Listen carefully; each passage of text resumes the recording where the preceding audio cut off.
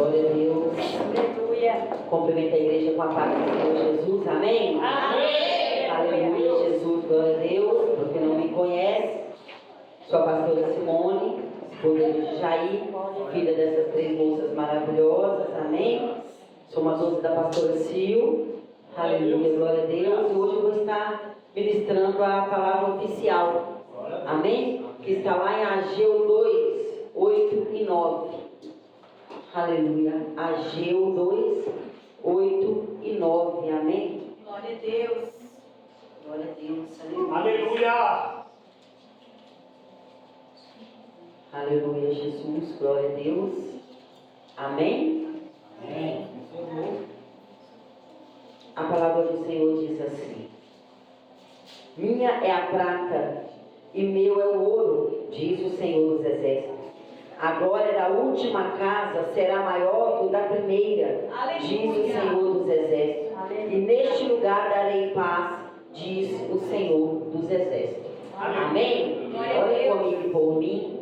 Senhor Deus e Pai, nesta hora de oração, ó Deus, quero apresentar a Ti esse momento de meditação, ó Pai. Peço a Ti, ó Deus, aleluia, que cada dia eu venha diminuir para que o Senhor venha crescer. Pai, que eu não venha falar nada de mim mesmo, meu Pai, mas tudo vindo do Teu Espírito Santo, ó Deus. Faça a presença deste lugar, meu Pai, assim como desde o começo deste culto, ó Pai, a Tua glória tem sido derramada, meu Pai, sobre cada um que aqui está, ó Pai. Em nome de Jesus, ó Deus, eu lhe agradeço, ó Pai. Amém. Amém.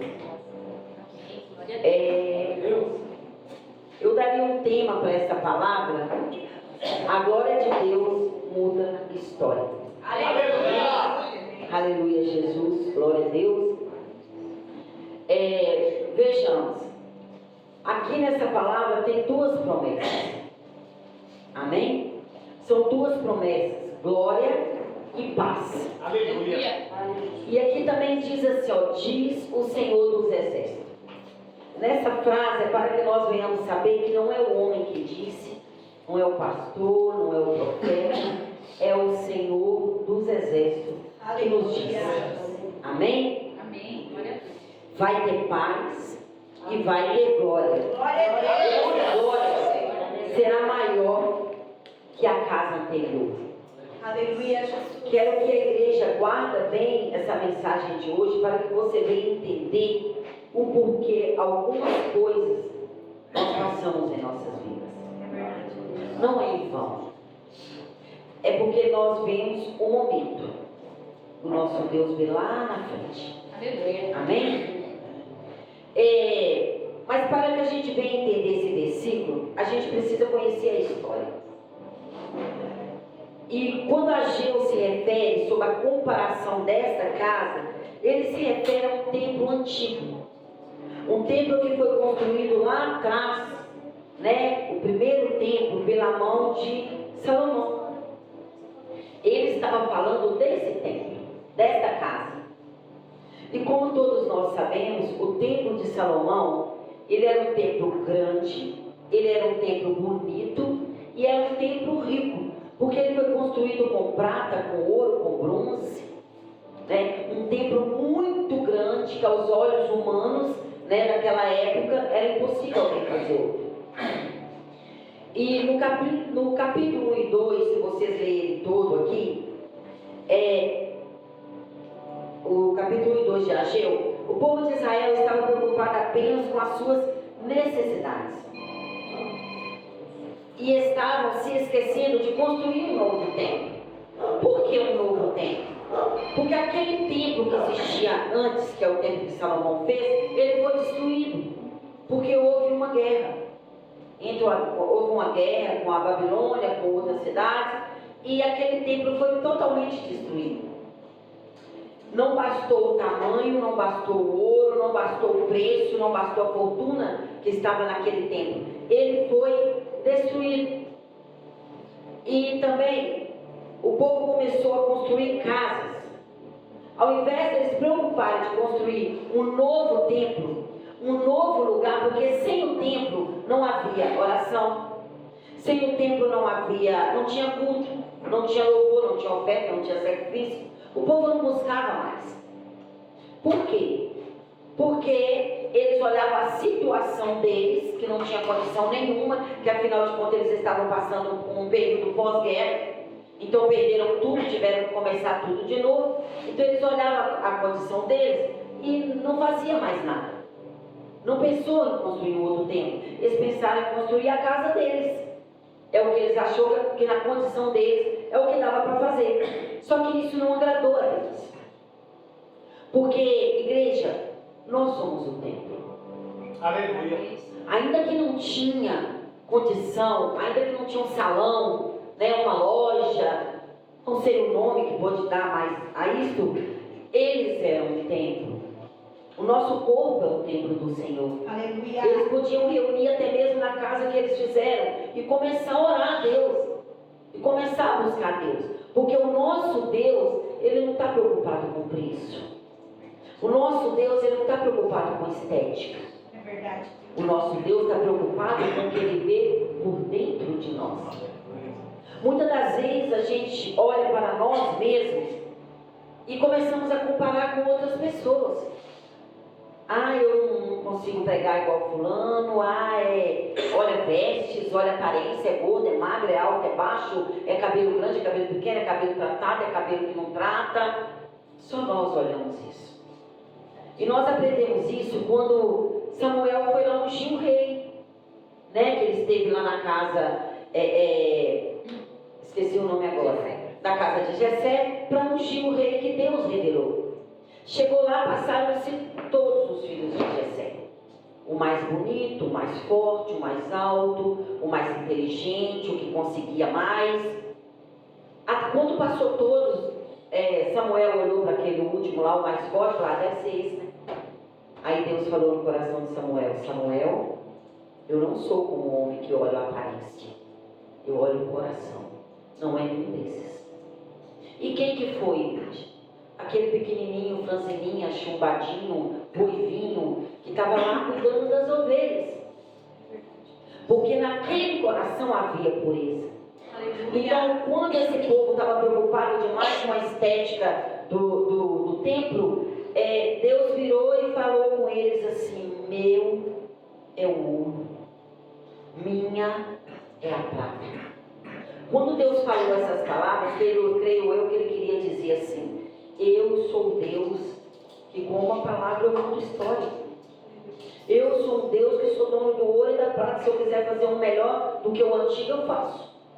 Eu dou condições para vocês. Desde que vocês colocam a mim em primeiro lugar. Desde que você procura agradar mais ao Senhor do que ao homem. Porque o homem não tem nada a nos oferecer. O nosso Deus sim. Glória a Deus. Então, quando a palavra do Senhor fala assim, a glória dessa última casa será maior do que da primeira, muitas das vezes nós escutamos falar, como eu vou dizer para vocês, eu estou passando tal coisa agora, então quer dizer que daqui a uns dias o que eu vou passar é muito melhor. Com certeza. Quando o Senhor fala, quando Ageu fala, né, que a glória dessa última casa será maior do que da primeira, vocês podem falar, aí eu vou falar para vocês assim, que eles, eu acho, viu, igreja? Eles construíram ali um novo templo que foi melhor do que o de Salomão. Aí vocês podem virar e falar assim, mas como foi melhor? Salomão era rico, não tinha ouro, não tinha prata, não tinha bronze. Então, mas o que quer dizer a palavra aqui? Que a glória da segunda casa será maior do que da primeira, porque a glória do Senhor, nesse templo, ela vai entrar.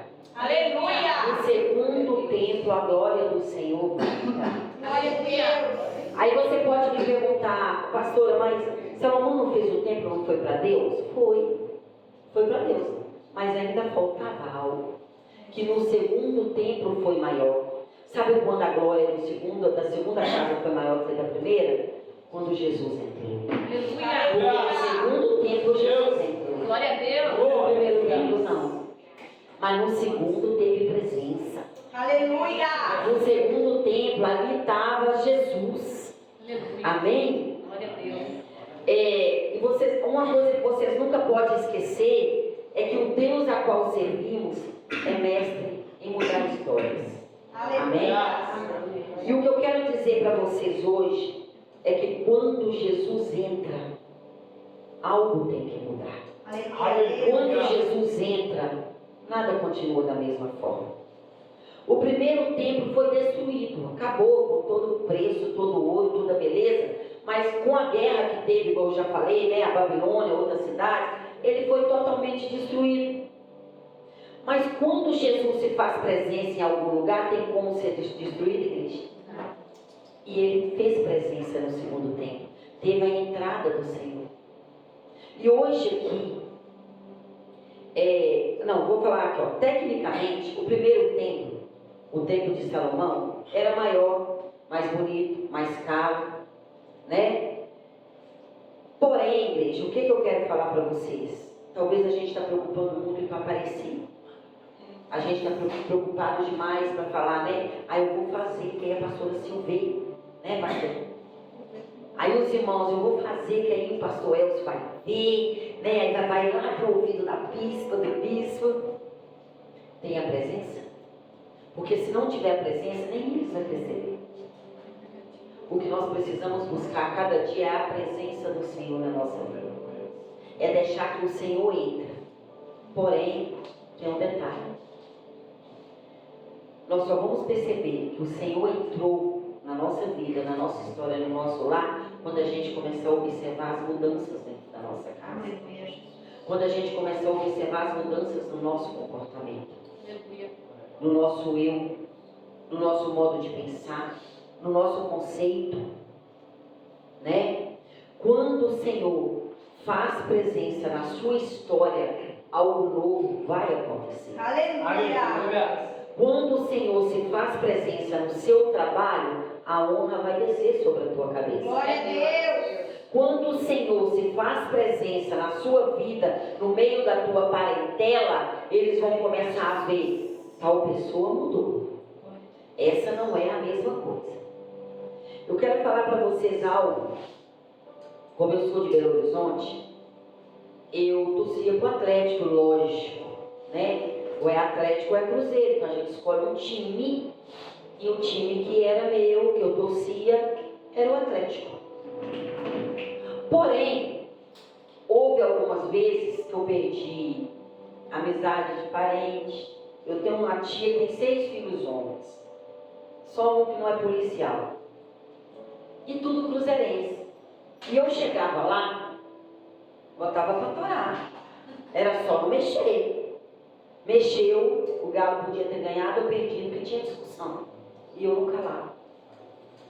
E eu era daquela que procurava saber o jogador que entrou, o jogador que saiu, qual técnico que vem, qual que é melhor, a classificação, qual a tática lá que seria. Eu era. Perdi um tempo feio com isso. Né? Então, mas eu era uma torcedora doente que nunca quis ir no Mineirão ver jogo e não usava camisa de time. Eu tinha esse detalhe comigo. Eu sou provocada, né? Ficava quietinha. Mas eu escutei uma certa vez assim. Simone fala que é crente. Nunca vi crente brigar por causa de bola. Aquilo já começou, né? Aí quando eu voltava nessa casa eu já tinha vergonha de tocar no assunto. Sabe por quê? É porque eu achei que Jesus já tinha entrado na minha história. Na minha opinião. Mas ainda não, ele estava só observando. E assim foi em várias situações. Até eu verdadeiramente me conscientizar que era Deus. Um belo dia, um ano aí que o Atlético saiu levando tudo enquanto é título. E já entrou outro ano ganhando mais um título. Naquele ano, antes dele ganhar nada, eu fiz um propósito com o Senhor. Aí eu já não estava doente mais não, viu, gente? Eu só olhava se ganhou ou se perdeu. Aí eu fiz um propósito com o Senhor. Falei, Deus, eu quero ver meus filhos no teu altar novamente. Mas quando eu falo altar, não estou falando de trabalhar não. É estar na presença. Eu quero ver meus filhos novamente, Pai. São levita, são pregador da palavra. E eu quero ver meus filhos no altar novamente. Só que eu quero que o Senhor me mostre, Pai, O que eu preciso fazer para chamar a atenção do Senhor? E quando naquela noite eu sonhei queimando uma camisa do time. Às vezes a gente acha que é uma coisa tão pequena, não atrapalha em nada, está atrapalhando toda a sua caminhada. É verdade, Deus. O mais velho voltou para a presença. Glória a Deus. O mais novo ainda não voltou. Mas pensa uma pessoa que só liga para mim para pregar para mim. Prega. Eu estava orando por uma vitória e eu falei, Senhor, abençoa a minha vida para me abençoar meus filhos. Aí eu comentando com ele, tudo errado.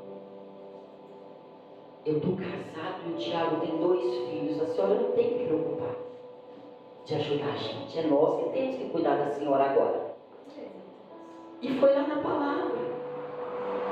Então eu estou vendo o agir do Senhor. Glória a Deus. Só que esse ponto foi na minha vida. Então o que a gente tem que procurar saber? Qual o ponto? E olha que quando eu fiz esse propósito com o Senhor, eu não era doente mais não, gente.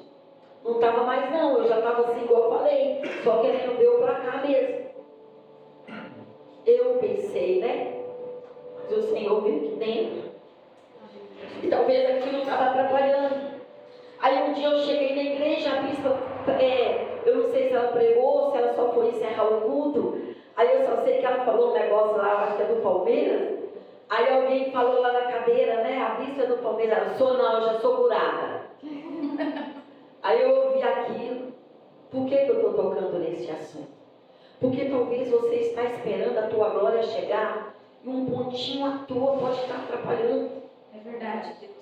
Você já percebeu quando você quer abrir uma porta, você não consegue de jeito nenhum, hora que você vai olhar, é um cisquinho que estava lá no chão que prendeu a ponta dela, sabe? Atrapalhando toda a sua entrada. Pequenas coisas.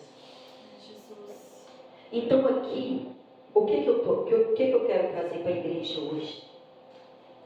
Quando Jesus entra no templo, tudo precisa mudar. É Deus. Só que para você receber a glória da sua segunda casa, o que acontece?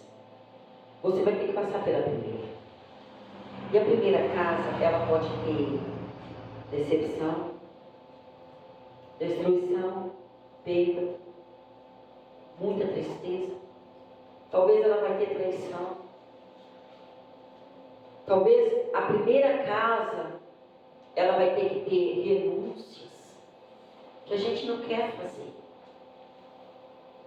Eu queria continuar agarrado. Não é mesmo. Quando a gente está lá no mundo, eu dançava. Eu nunca tive vício. O meu vício era dança. Não gostava de muita coisa não. Era axé, samba, lambada. Era o que eu dançava. Mas era um vício, porque às vezes eu ia em festa, eu dançava 2 horas direto. Aí quando eu converti, que eu comecei a ir em vigília, na primeira hora eu já queria ir embora dormir. Quando eu estava lá na festa, era 2 horas dançando e não me dava nem dor no pé. Eu estava lá na primeira casa. E também tinha mania de roupas curtas. A água podia dar na canela que eu já estava de biquíni e não queria nem saber. Porém, eu já tinha uma promessa na minha vida desde os meus 7 anos de idade. Desde quando a minha mãe converteu. Aleluia. Que a minha mãe recebeu uma profecia que todos os filhos dela iam louvar ao Senhor. Glória a Deus. Glória a Deus. Deus ia usar cada filha dela de uma maneira. E houve uma época que eu disse assim para minha mãe: mãe, mas a promessa foi para a senhora, não foi para a gente. Apanhei logo em seguida, mas falei. Entendeu? Então, o que acontece? Às vezes você pode pensar assim, não, mas a promessa do Senhor é só para fulano lá dentro da minha casa, isso aí não é para mim não. Não é eu que recebi, que você é pregadora da palavra, que você é um pastor, uma pastora, mas talvez aquela pessoa só está lá dentro para mudar a história de toda a casa.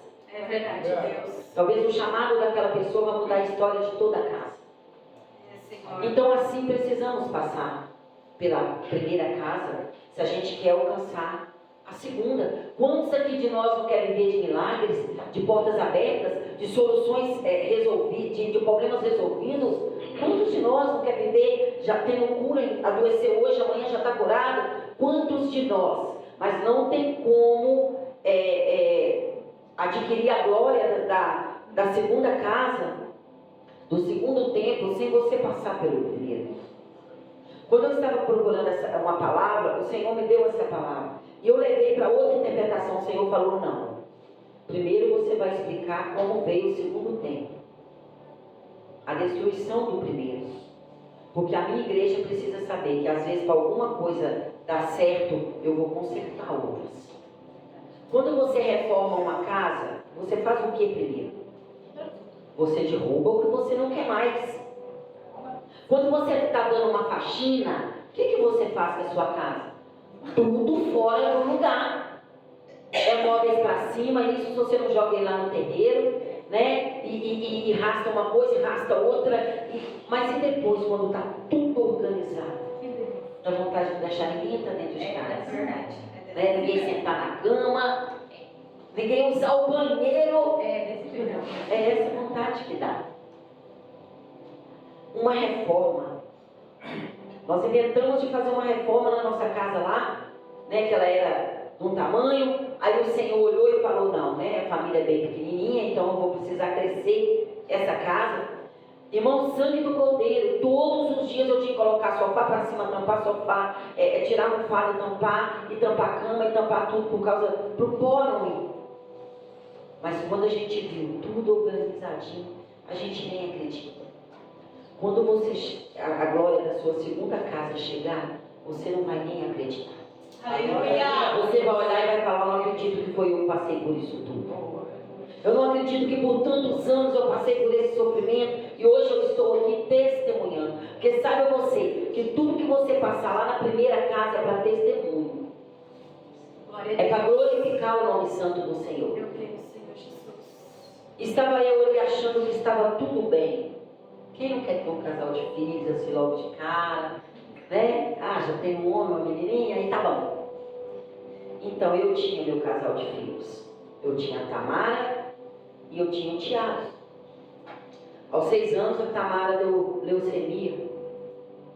De um mês para o outro. Ela estudava numa escolinha que precisava levar todos os exames de sangue. Tudo beleza, ela começou a estudar no mês de fevereiro. Quando chegou no mês de março, Tamara começou a clamar uma dorzinha no joelho. Eu comecei a observar o cantinho da boca dela meio amarelinho. E ela ficou amuada. Nada fazia ela rir mais. Brincava sem rir. Na mesma hora estava brincando, já parava e ia sentar. Quando chegou no mês de abril, a escolinha dela tinha balé. Ela fez balé, ligaram para mim e falaram assim, Simone, vem buscar a Tamara, que ela não está aguentando andar não. Quando eu cheguei, peguei minha filha no colo e desci. E no dia seguinte eu marquei uma consulta, na época o pai deles trabalhava na Fiat, e a Fiat tinha um consultório, um prédio só dela, que chamava FEF, que era a Fundação dos Empregados da Fiat. Peguei ela no outro dia, já levei no médico e pedi exame de sangue. Aí o doutor falou assim, mãe, mas essa menina fez exame de sangue em fevereiro. Aí eu, mas eu quero. E por que que faz um do Tiago também? Quando eu peguei o resultado, eu falei assim, olha, ou tem algo muito alto no sangue do Tiago, ou muito baixo no da Tamara. Porque tem alguma coisa errada. Leucócito da minha filha, 3.000. As plaquetas da minha filha, que tem que ser acima de 150, 32.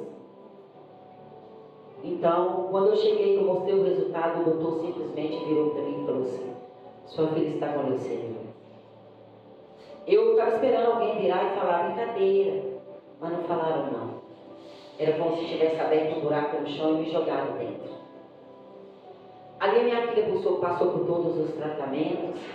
Com 4 meses de tratamento veio a cura, com a honra e glória do Senhor.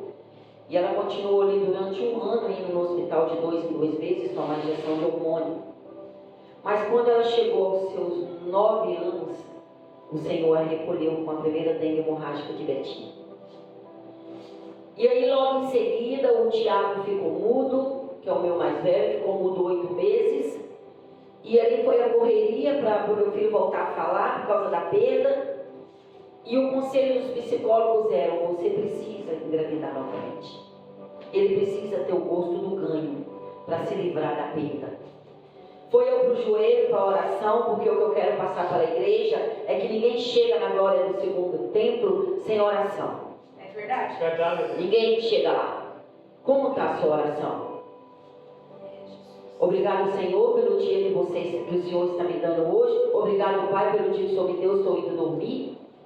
Como está a tua oração com o Senhor? Porque a oração, ela é a chave da vitória. Eu comecei a orar a Deus e falei, Senhor, se for de ti, eu vou consagrar minha vida por 21 dias. E durante 21 dias eu não vou abrir a tua palavra. Eu não vou abrir a Bíblia. Aí, assim eu fiz. Durante 21 dias eu orei, eu jejuei, eu orava, mas não abria a palavra. Aí eu falei, no último dia, Senhor, quando eu abrir a palavra, eu quero uma mensagem que tenha a palavra filho. Se o Senhor me der uma mensagem com a palavra filho, eu sei que é o Senhor que usou a boca desses médicos. Estou contando esse testemunho para vocês entenderem o tamanho da glória de uma segunda casa.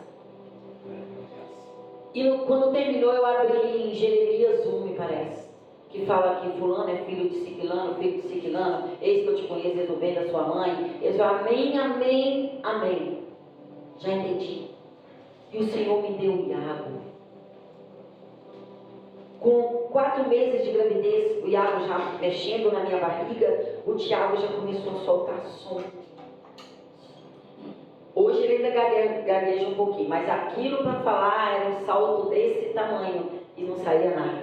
Tive que pôr em natação, terapia ocupacional, fonoaudióloga, psicóloga, tudo isso que o Senhor deixa aí para cuidar de nós.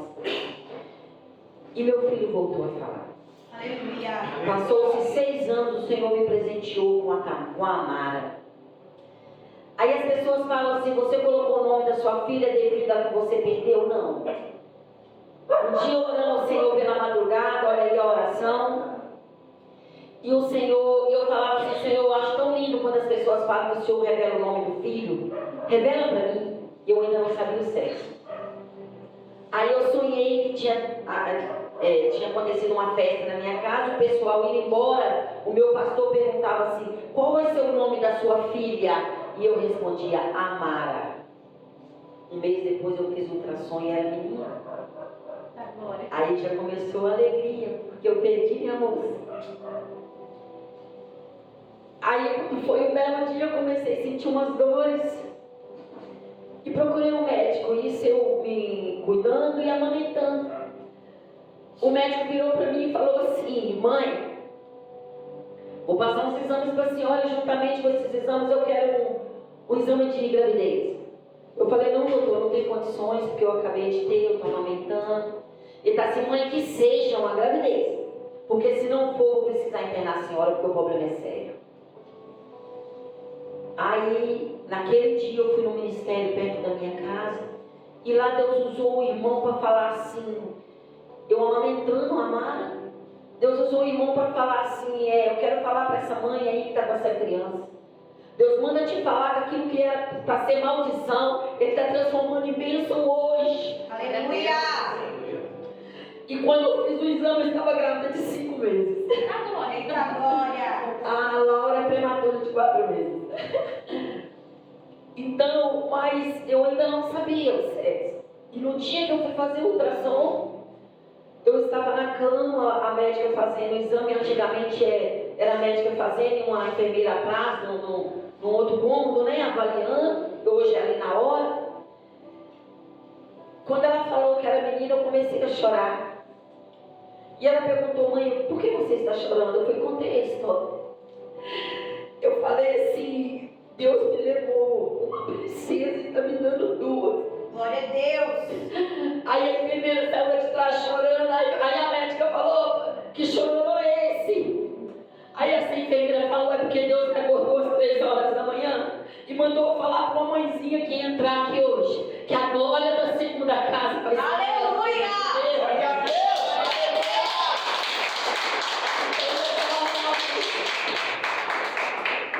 Naquela hora eu agradeci ao Senhor e eu falei, Deus, o Senhor não fica devendo nada a ninguém. Verdade, Deus.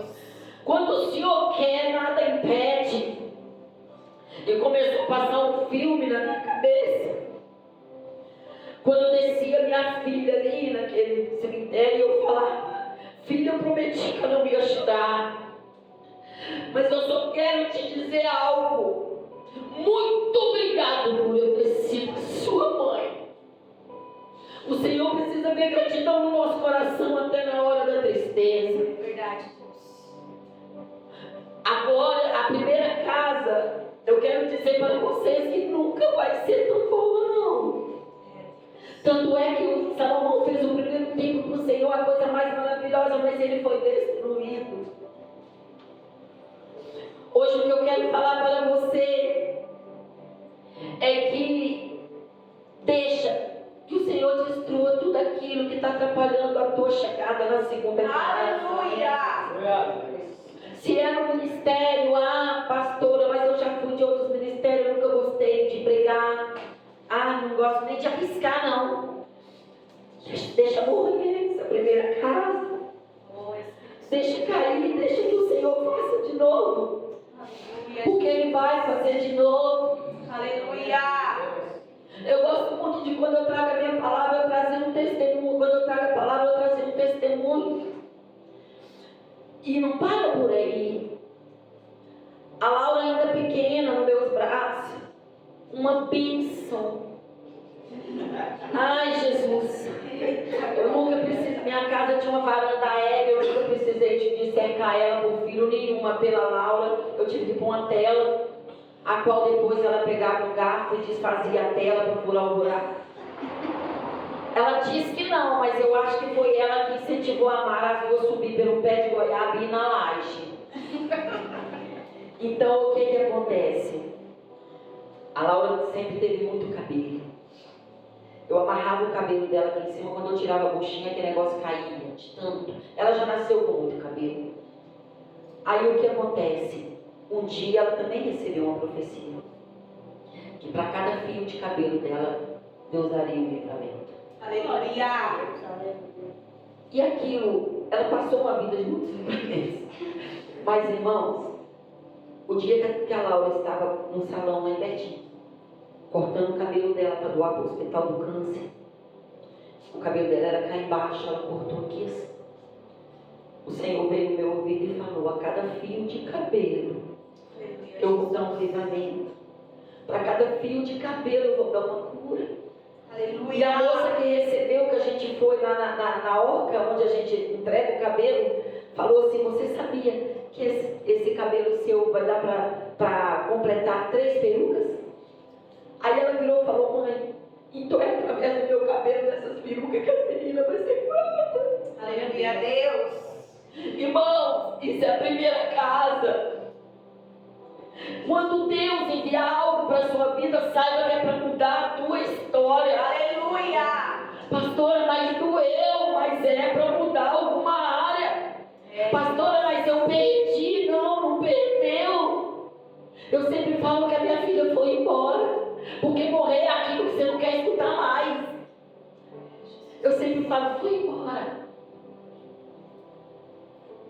E detalhes, ela não tem, que eu cheguei com ela no hospital Belo Horizonte, puseram ela numa maca, ela não queria deixar ser medicada, de jeito nenhum.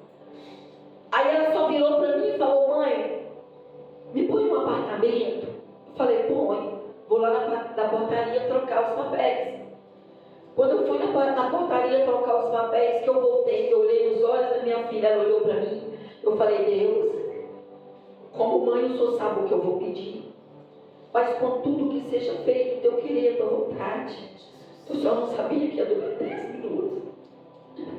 Eu pus minha filha na cadeira de rodas, subi pro andar de cima.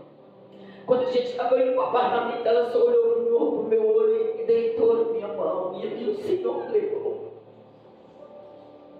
Eu não chorei. Peguei minha filha no colo e levei para a pedra. Isso não é fácil para ninguém. Levei ela ali no microteiro e eu levar ela, eu falei: eu posso? Pode. E eu levei. Dei meia volta, subi. A avó delas, por parte de pai, chegou e falou: você não percebeu que ela estava mal? eu gritei. Foi aí que eu chorei, mas nessa hora eu já tinha assinado o papel. Eu já tinha descendido da minha força. Aí talvez você pode falar assim, mas isso não é testemunho nem aqui, nem em lugar nenhum. Onde é que está a glória da segunda casa? Eles aqui. É Deus. Está aqui. De pé. Porque naquele momento teve pessoas que falaram para mim, se eu fosse você, eu nunca mais pisava numa igreja. É Deus. Se eu fosse você, eu não fazia mais a vontade de Deus, igual você fica falando aí, que só faz se for Deus que mostrar. É Jesus. E naquela hora eu falei, você não está entendendo nada. Durante 4 meses eu também não entendi nada. Foi aí que depois de 4 meses, que eu já falei com vocês, que eu encontrei o caderno, que ela aos 7 anos, ela pediu ao pai para levar ela embora. O pai ainda ouviu minha oração até 9. E dentro de tudo isso, Deus tinha um propósito. Aleluia. Se eu contar para vocês a trajetória, até o dia de hoje, vocês vão falar assim, é só por Deus que você está de pé. Então, o que eu quero trazer para vocês hoje?